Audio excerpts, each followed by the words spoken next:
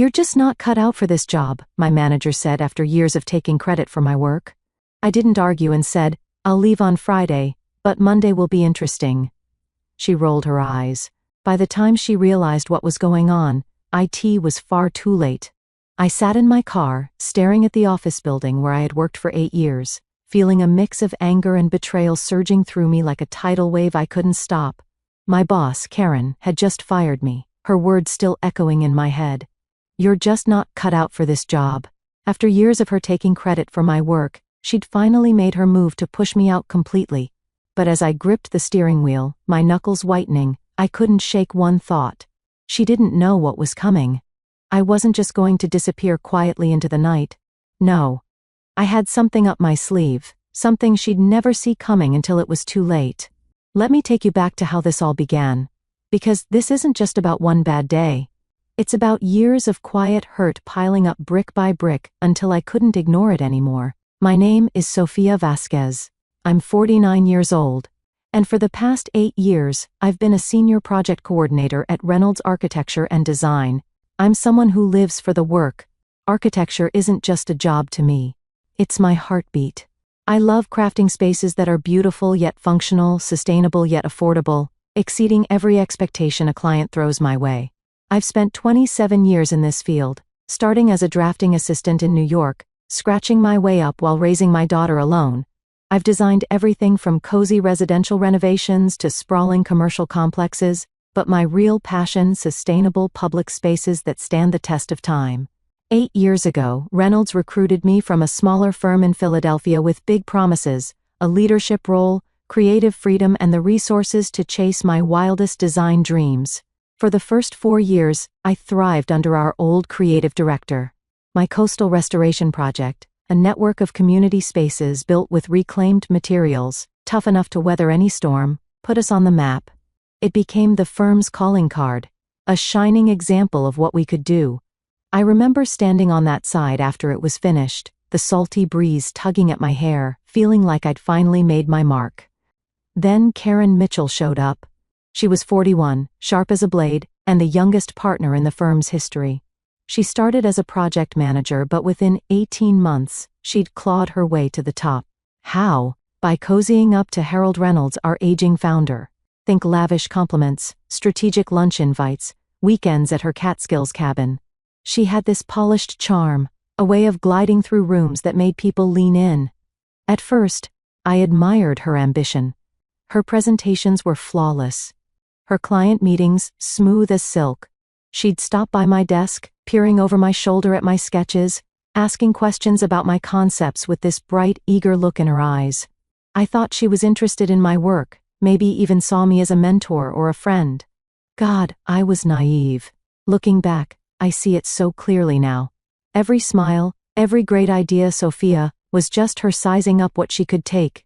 The signs crept in slowly, like cracks spreading across a windshield. It started with little things, collaborative presentations where my name didn't even get a whisper.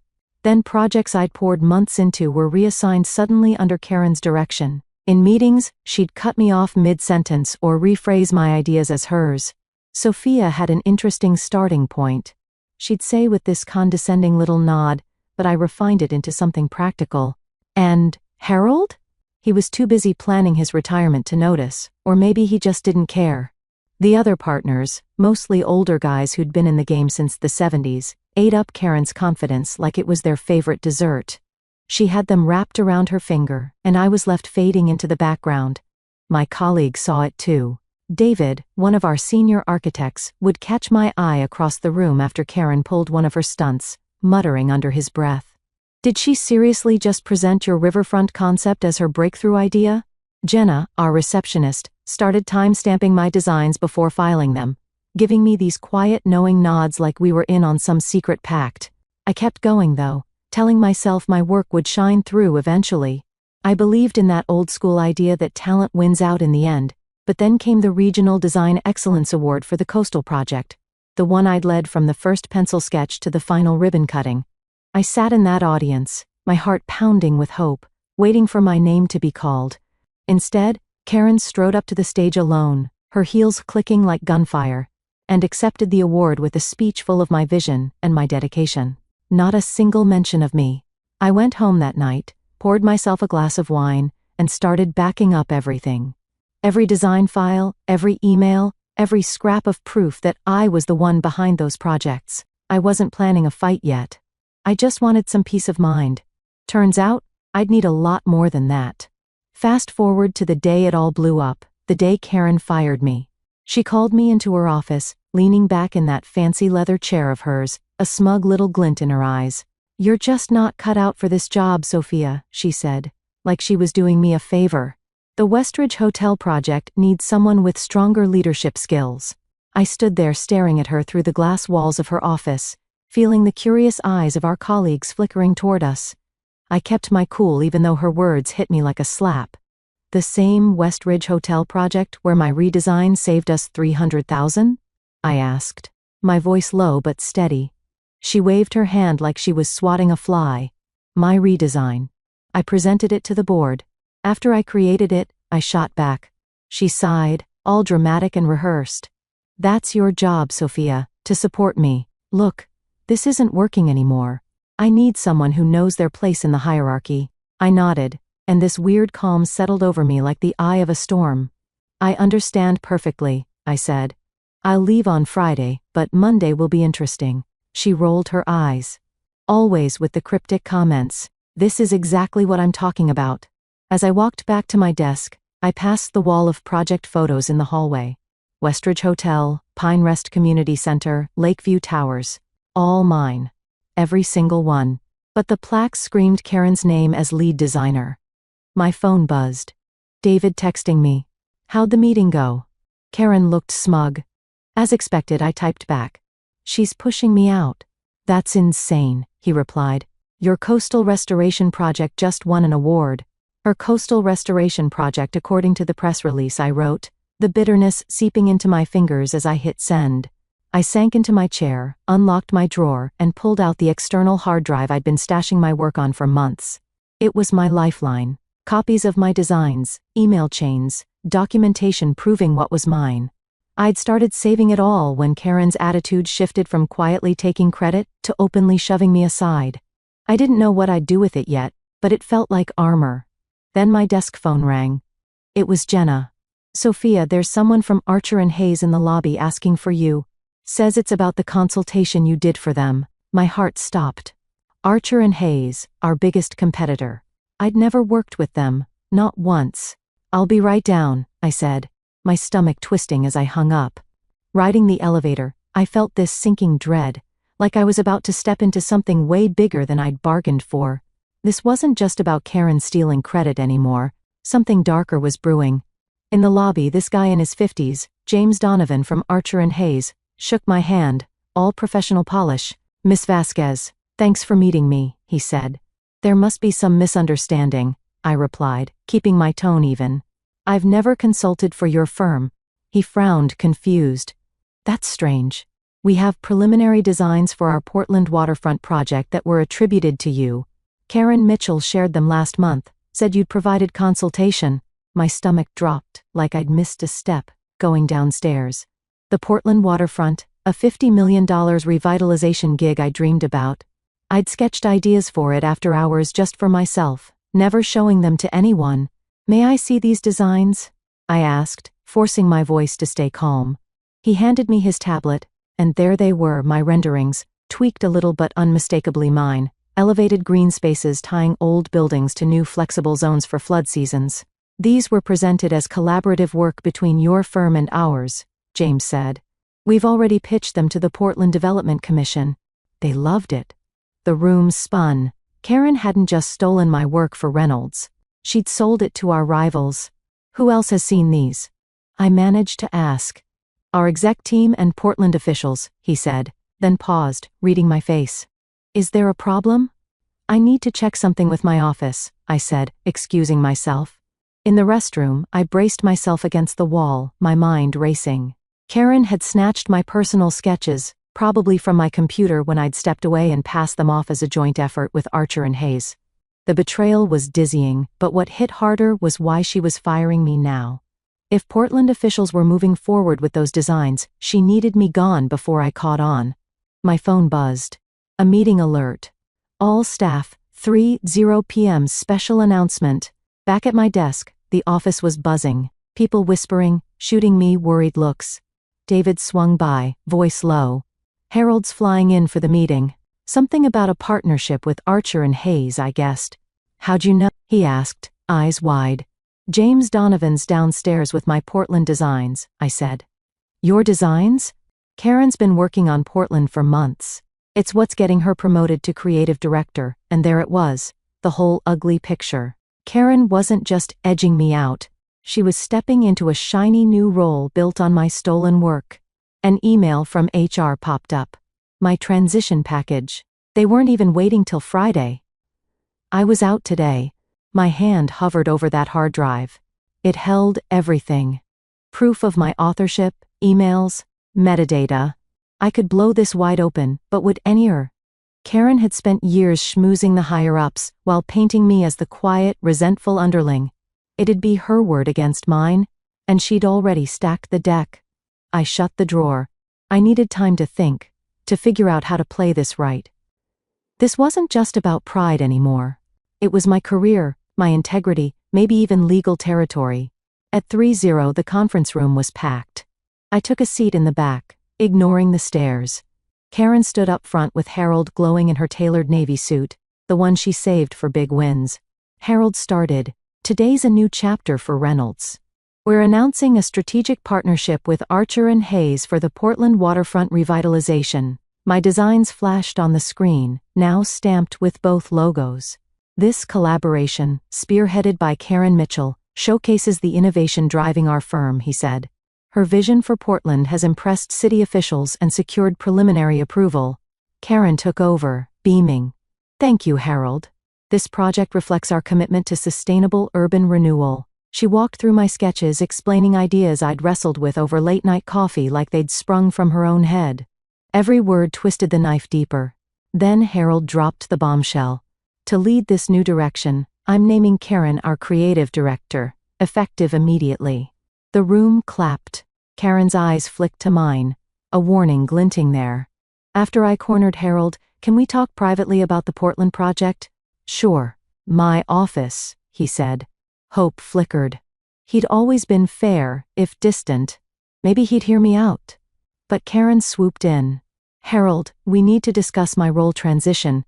And your board calls at 3:30, right?" "Yes," he said, glancing at his watch. "Sophia, tomorrow?" "It's about the Portland design's origin," I pressed. Karen's smile tightened. "Actually, Harold, I've been meaning to mention some performance concerns with Sophia." "Oh?" he said, looking between us. "Resource issues, deadlines, confusion over project ownership," she said, hinting I was the shady one. "Let's sort this now," Harold said, ushering us into his office. For 20 minutes, Karen dismantled me. She showed fake timelines, claimed I'd taken credit for team efforts, even said I'd hacked her computer for the Portland ideas. "That's a lie," I snapped. "I have proof." "Sophia," Harold cut in. "This isn't helping. Karen's documented everything. With the partnership restructuring, we're accelerating your exit. You're firing me today. No investigation?" I asked. Karen slid a folder over. "Your separation agreement, 2-month severance. Clear your desk by end of day." I stared at it, fury and shock colliding inside me. "If I fight this, we've got months of performance issues logged," Harold said. "It had only hurt your reputation. Karen had rigged it all. Records twisted to make me look incompetent. Even with my evidence, a fight would get ugly." "I understand," I said, taking the folder. Karen smirked. "I'll handle the team announcement." As I left, my phone pinged an email. "Portland waterfront project, confidential from an unknown sender." It had project details, timelines, budgets, stakeholders, and a note. "You should see this, not write what they're doing. A friend." I almost forwarded it to Harold, then stopped. If I shared this now, post-firing, Karen could spin it as espionage. I packed my desk, hard drive, photos, awards, my daughter's succulent, 8 years in one box. Jenna hugged me at reception. "We all know the truth," she whispered. "Thanks," I said, holding back tears. In the cab, it hit me. My career at Reynolds was done. My reputation dangling by a thread, my work stolen. At home, I poured wine, backed up my evidence online, and dug into my options. Employment law, IP rights. David knocked, worried. Karen planned it all, I told him. Termination, partnership, promotion. It's worse, he said. She's saying you stole her designs, shared them with competitors. What? I gasped. She showed emails from my account dated when I was in Vancouver. She used my computer. She sold it well, he said. Even friends are doubting you. I felt ill. She wasn't just taking my work. She was torching my name. There's a rumor Archer and Hayes might hire you post non-compete, he added. Her safety net, I realized. If I fight, she'll say I was the traitor all along. After he left, James Donovan called. Our team loved the concepts Karen credited to you. We're offering a position exactly what David predicted, Karen's trap tightening. I'll call you next week, I said, hanging up. I scoured my email archive desperate for ammo. In a 3-year-old folder, I struck gold. Karen's email about the coastal project, need your magic touch. The kind that made your coastal project a success. Her own words proving I'd created what she claimed. Over the weekend, I built my case, design files, emails, reviews, client testimonials. By Sunday, I had a dossier ready to take to the board and a lawyer.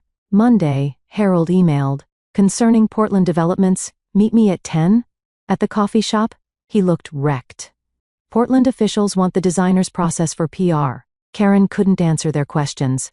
One recognized your coastal style and asked about you. What did she say? That you mentored her, he said. I laughed bitterly. She's stolen my work for years. I see that now, he admitted. Portland's pause to the project. Our partnership's at risk. Why tell me? Karen says you have the files to fix this. I do, I said with proof they're mine. The firm's reputation's on the line, he pleaded. Reinstate me. Clear my record. Ditch Karen from my projects, I demanded. She's creative director now. Then I'll go to Portland in the press. He blanched. You'd ruin us? I'd claim my work. The fallout's on Karen. A news alert hit. Archer and Hayes pulled out of Portland. It's crumbling, I said. Fix this now or it's public. What do you want? He asked. Public credit, Karen off my work, and I pitch Portland myself. He nodded, defeated. I'll talk to the board. Then emails rolled in. James Donovan and a Portland planner, both wanting my input on Karen's designs. Her house of cards was falling, and I was holding the winning hand. Tuesday, I walked into Reynolds' conference room, evidence in tow. Karen tried to spin it. Sophia gave feedback, but it's my work. But I shut her down, projecting my proof. Files predating hers. Her own emails praising me. Portland officials nodded. This is what we needed. Stuff you couldn't explain, Karen. She faked it, Karen yelled. Our tech verified it, Archer and Hayes said. And IT found you hacked Sophia's computer, Harold added. Her face went white. Time to go, Karen, Harold said. She was escorted out, her lies collapsing like a bad blueprint. The board reinstated me as creative director. Portland asked me to lead the project. Harold's email to the firm owned up to my work, exposing Karen's fraud. I underestimated you, he told me later. You should have listened, I said. 8 years of my work stolen while you ignored it. He didn't argue. A month later, I pitched my refined Portland vision. Reynolds and Archer and Hayes under my lead. Credit where it's due. Karen. She's a ghost story now. 3 other designers spoke up. And she's out of architecture for good. I've set new rules at Reynolds, mentor young talent, and finally stand in the light I dodged for years. Worth it? My daughter asked over dinner after my first big launch. I thought of Karen's sneer. You're not cut out for this. And smiled. No. But the vindication? That was worth every second. So that's my story.